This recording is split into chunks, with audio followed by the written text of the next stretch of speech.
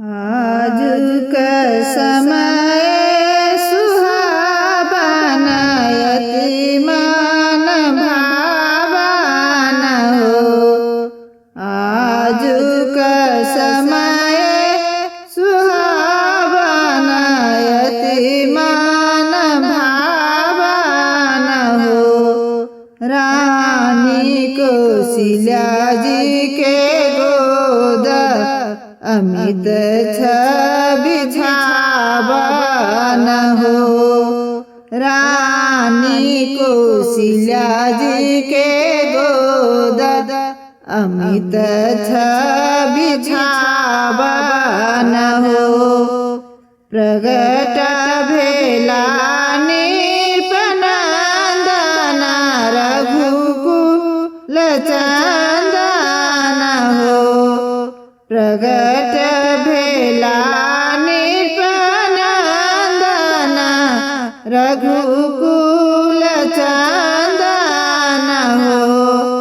रूप सुधा छवि सिंधु अखिल जग बंदन हो।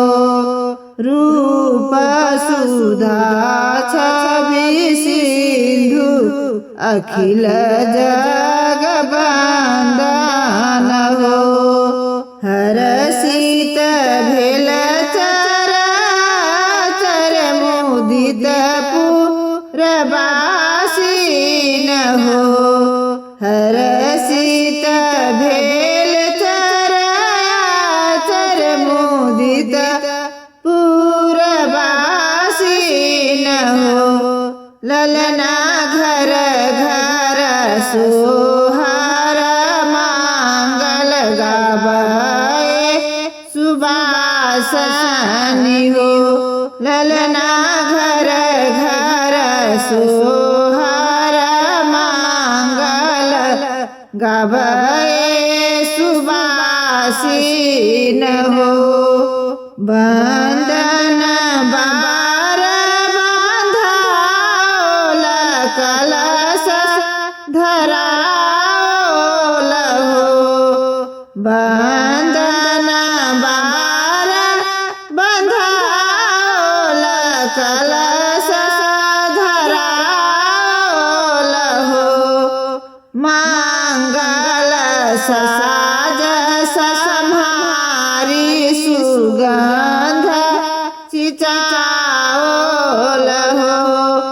मंगल साज सम्हारी सुगंध चिचाओल हो।